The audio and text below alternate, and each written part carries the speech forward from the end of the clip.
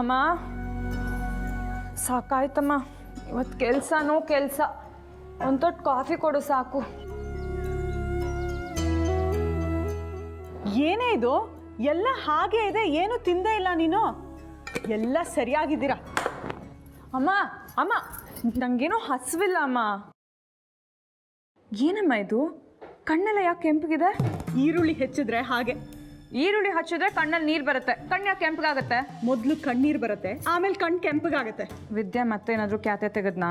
ಈ ಮನೆಯಲ್ಲಿ ಎಲ್ರದ್ದು ಒಂದೊಂದು ಕತೆ. ಯಾರು ಮಾತು ಕೇಳ್ತಾರೆ? ಎಲ್ರದ್ದು ಅವ್ರವ್ರದೇ ದಾರಿ. ನಾನು ತಿಂಡಿ ತಿಂದಿಲ್ಲ ಅಂತ ನೀ ಹೀಗೆಲ್ಲ ನಂಗೆ ಚುಚ್ಚಿ ಮಾತಾಡಬೇಡಮ್ಮ.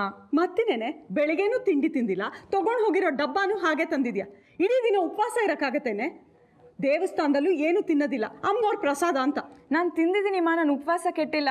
ನನ್ನ ಸ್ನೇಹಿತರೆಲ್ಲ ಬಂದಿದ್ರು, ಅವ್ರ ಡಬ್ಬಿಯಲ್ಲೇ ತಿಂದೆ. ನಾ ಮಾಡಿರೋದನ್ನ ತಲೆಗೆ ಮೆತ್ಕೊಳ್ಳ. ಲಲಿತಾ, ಸುಂದ್ರಿ, ನಿಂಗೊಂದು ತಮಾಷೆ ತಂದಿದ್ದೀನಿ, ಬಾ ತೋರಿಸ್ತೀನಿ. ಈಗೀಗ ಮನೇದು ಯಾರಿಗೂ ರುಚಿಸಲ್ಲ, ಎಲ್ಲ ಹೊರಗಡೆದೇ ಆಗಬೇಕು.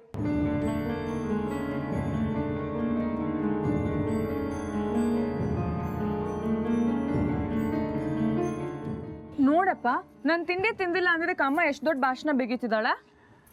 ಅವಳ ಸಂಕಟ ಅವಳಿಗೆ. ನೋಡು, ನಾನು ನಿನ್ಗೇನು ತಂದಿದ್ದೀನಿ ಗೊತ್ತಾ?